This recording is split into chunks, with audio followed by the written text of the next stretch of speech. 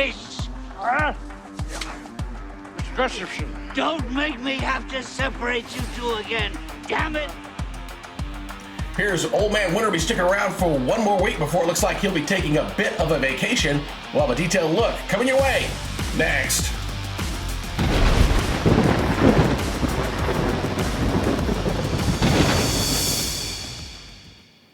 Hello, everybody, and welcome back to the Weather Nerds YouTube channel. I'm meteorologist Greg Bajeski. As always, we'd like to welcome all our new subscribers. We've got 3,088 of you, and if you haven't yet subscribed to the channel, please consider it. It'd be an honor to help you with your weather planning needs. Just hit that subscribe button to become part of this family.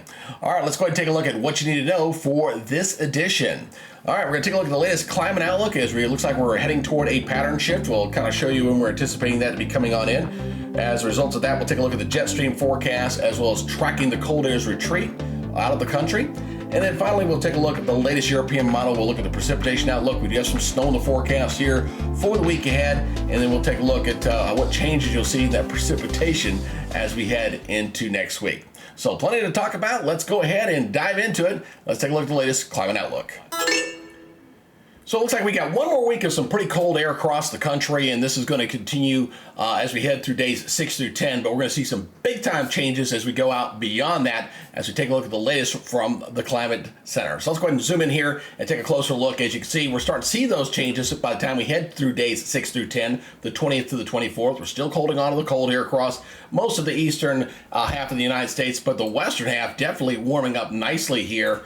And that's going to spread, folks. That's going to be spreading in across a lot of the country. Take a look at this as we look at January 22nd to the 28th. So this is something I've been eyeballing here for a little while as I look at that NAO forecast. I really pay attention to that to see how the temperature trends are going to be here across the country.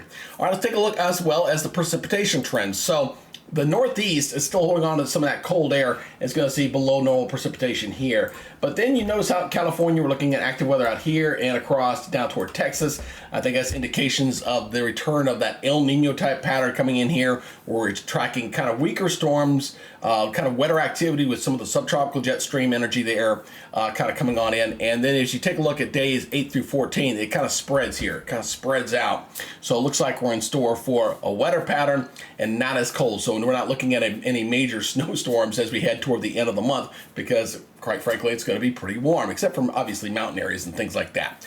All right, let's go ahead and take a look at the North Atlantic oscillations. You come back to me. Again, the NAO is a really effective tool. It kind of takes a look at what we're expecting here as far as the precipitation and what the temperatures will be like. So again, looking at this profile, to remind you again, we're in a negative phase, and you notice here on this diagram that this is the zero line here. We're in a negative phase. That means the jet stream is in a position to provide colder temperatures and stronger storms here across the country. And we've seen that for a big chunk of January. You notice back here in December when we were above that line, we were pretty much fairly mild. You had some colder shots here and there, but it wasn't like Arctic cold, and the storm systems tend to be on the weaker side. So we're going to be going back into that as we head into your February. Now, I have seen previous winters where when we have gone and had some very cold temperatures in January, where we've gone from a negative to a positive, that we kind of stayed there again going into February, and February turned out to be a fairly mild month. Now, of course, there's a trade-off with that. If you get mild weather going into February, you can also look at the potential for active severe weather. So we'll have to watch that closely as we start getting closer and closer towards spring. All right, we've talked about the climate outlook. Let's go ahead and dive into, take a look at that jet stream forecast that's going to show why we're going to be seeing these changes. So we're going to be looking at the jet stream. That's that river of air very high in the atmosphere that kind of drives weather systems across the country. And when it's in phase like it is now, you can get some very cold air masses to migrate out of Canada. But as we go through time here over the next week or so, we're going to see the jet stream begin to retreat to the north and also weaken significantly, which means that we're going to see kind of a lack of major storm systems across the country as we go into next week. But we're also going to see the cold air begin to retreat as well. So let me go ahead and zip myself out of here again, and we'll go ahead and progress you through the jet stream as we're seeing again as we head toward Tuesday and Wednesday. You notice the Pretty good dip in the jet stream and a strengthening jet stream there, indicative here of the yellow, as we've got some cold air kind of coming in here across Canada, across the eastern thirds of the United States. We're going to start to see some ridging out here toward the west. That's going to allow us, again, some milder temperatures to push in out of the west coast first. So this one storm system pulls on out, but we got another kink in the jet stream that's going to allow another surge of cold air come in as we head toward the weekend. So you see this dip here as we head into late in the day on Friday. So you're seeing this building jet here with a bit of the dip of the jet stream, but you also have this ridging, that's the warming, that's going to progress eastward and kind of move in across most of the country and allow things to begin to warm up significantly. So as we go into this upcoming weekend, that'll be the last real cold weekend, I think, as we head into late day Saturday and into Sunday, especially across areas of New England. But look at this ridging, folks. I mean, big time ridging out here. That means we're going to see milder weather out here in the west, cold there in the east, at least briefly, as we head into Sunday. And then we'll watch as the jet stream begins to really pull on out. And then the main polar jet is going to be way up here. So let me do it again, right up through here. And not really seeing any major storm systems, no big kinks or jigs in the jet stream there across the country going into Monday of next week. So there does appear to be a weaker system here. As you can see, this little dip here across the west a little bit. But notice that the jet stream energy, you're not seeing the bright reds and yellows indicative of the higher jet stream wind speeds. So we're looking at a weaker jet stream. We're also looking at where all the cold air is being backed up here into Canada once again, and it'll be much milder, and we shouldn't see any major storm systems, at least initially, as we go through the end of the month. Now let's go ahead and switch here. Let's go ahead and track that cold air. Let's look at the 850 temperatures profile here, and of course, when you see that dark purple, you know that's some very cold Arctic air.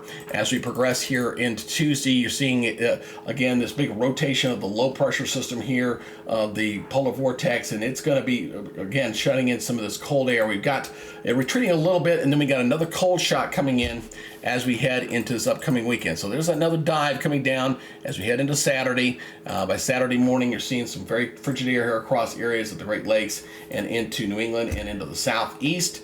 And then as we go through the weekend, Saturday and into Sunday probably your last cold morning there before we see the moderation begin to take place. You're already seeing it out here in the west. Notice we're not seeing any big purple areas out here and out into the west coast for sure. And then this cold air begins to pull on out as we go into Tuesday.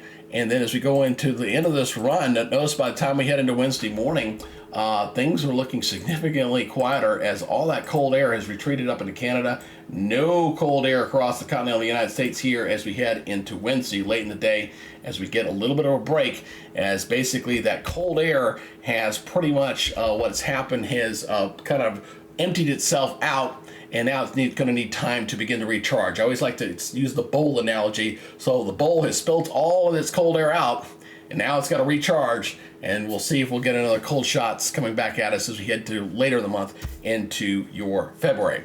All right, let's go ahead and take a look at the precipitation outlook. We do have a little bit of snow to track here for this week before we see things begin to change, and we'll take a look at that temperature profile as well. So let's go take a look.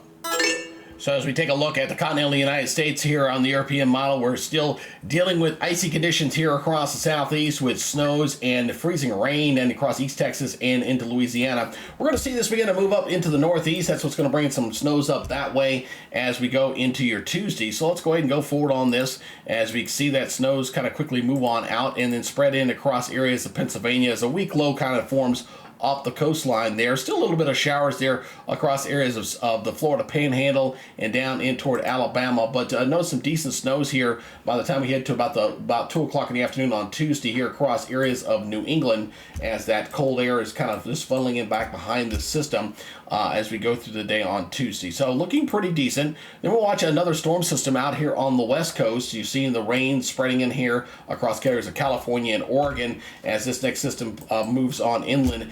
And it appears this will stay on a more of a northerly trajectory here, spreading snows across areas of Idaho into Utah and into Colorado as we go through time here going into Thursday, and it starts to set off some snows here across areas of Ohio as we go into late in the day on Thursday. It kind of loses a little bit of its energy crossing the Rockies there, and this will spread up to the north with another piece of energy diving down here. That's kind of a reinforcing shot of that cold air coming in as we go into the day on Friday, and that'll bring some decent snows, mostly light to moderate snows across areas of the Midwest from Pennsylvania, Ohio, Indiana, and over to areas of Illinois, and this will spread in across New England throughout the day on Friday. By late in the day on Friday, we're seeing New York City getting into some snow, getting down toward Pennsylvania as well. Should be plenty cold there. So the big cities will get a little bit of snow action, but not anticipating anything heavy at this point, at least looking at the European. It's just showing mostly light stuff kind of moving on in here.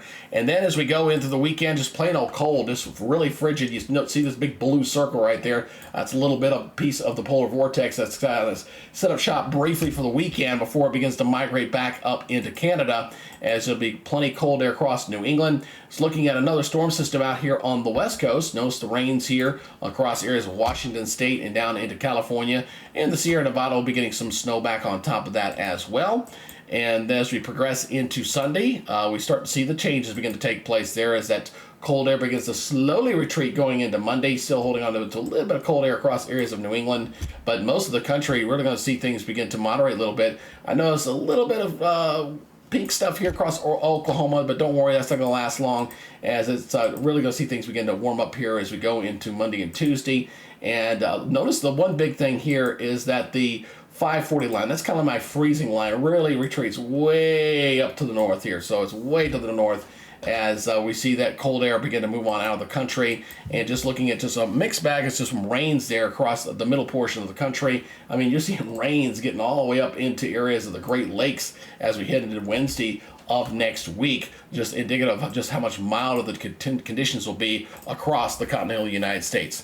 Let's go ahead and switch over to the temperatures now. Let's take a look at that temperature profile as we track that Arctic air and we say goodbye to it as we progress to this forecast period. So let's bring this forward into, say, let's start on Tuesday morning here. So looking at Tuesday morning, again, a lot of the country dealing with the ice box. You got very cold frigid temperatures here across a big chunk of the country, a lot of below zero temperatures in here, and we'll have to deal with this for most of this week as we progress into Wednesday morning. Not quite as bad as Tuesday. Tuesday morning appears to be the coldest morning across the big bulk of the country, but you're still dealing with some pretty good cold temperatures here across the south. A lot of teens and 20s, hard freezes, even getting down into the Florida Panhandle. A lot of single digits across areas of New England. And then as we go into Wednesday, again, we're seeing Wednesday morning looking quite chilly, but not quite as cold. The purple is not seeing as much of that. Still seeing a good chunk up here across areas of Montana, over toward the high plains, and over toward Minnesota and Wisconsin. And then we get that one more shot as we go into the weekend. You see another plunge of cold air kind of coming on down here again. So you see that freezing line retreat or coming back down here toward the south once again. You got a nice little chunk of some cold air across areas of Iowa, Minnesota, getting into Kansas once again. And this will kind of move off toward the east or slowly. Let me back up real quick right here. Look at these morning lows here on Saturday morning. You're seeing 25 below zero, 25, 24 below zero. So some very cold temperatures there across areas of Nebraska, South Dakota, and Iowa on Saturday morning. And then we watch this as it moves toward the northeast as we go into Sunday morning. So again, once very cold conditions again right through here. And I mean, you're looking at teens and the low 20s into a big chunk of the country here as that Arctic air, although modifying a little bit, still plenty cold with plenty of cold air there going into Sunday. And then as we go out of Sunday, we say goodbye to Sunday. Sunday will be quite nippy still. As we go into Monday, things will begin to change. Monday morning will be chilly, but again, not as cold. We're seeing the purple really starting to lose its punch there as that's moved up toward the north.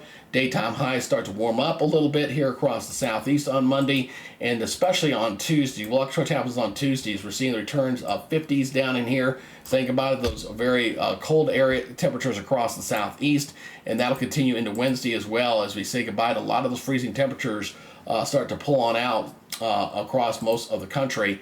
And by the time we head into late in the day on Wednesday, let's look at how much of the country is much milder in here as compared to what you saw on the first one. So you see this image here, you see where we're heading toward. This is for Wednesday, and it looks a lot better than say this there on Tuesday morning. So big changes coming. We're gonna go from this all the way to this here in the next 10 days. So something to look forward to as we got a January thaw coming our way.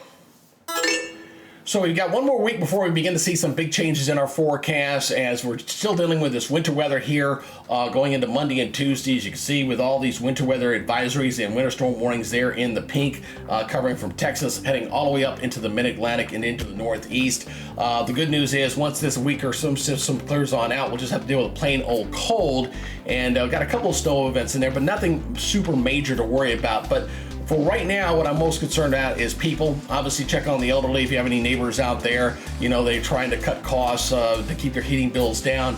Make sure that they stay warm, and also your pets. Make sure that they're not left outside in this frigid cold air. Make sure you bring them in as well. So one more week, and then we have a January thaw coming your way. Hey, if you like what you see, I'd love to add you to our family. Please go ahead and subscribe to the channel. All you gotta do is hit that subscribe button, and you will be part of the Weather Nerds community. All right, that's it for now. That's your latest update. You guys take it easy, be safe out there, and we'll see you on the next update. Till then, take it easy. Bye for now.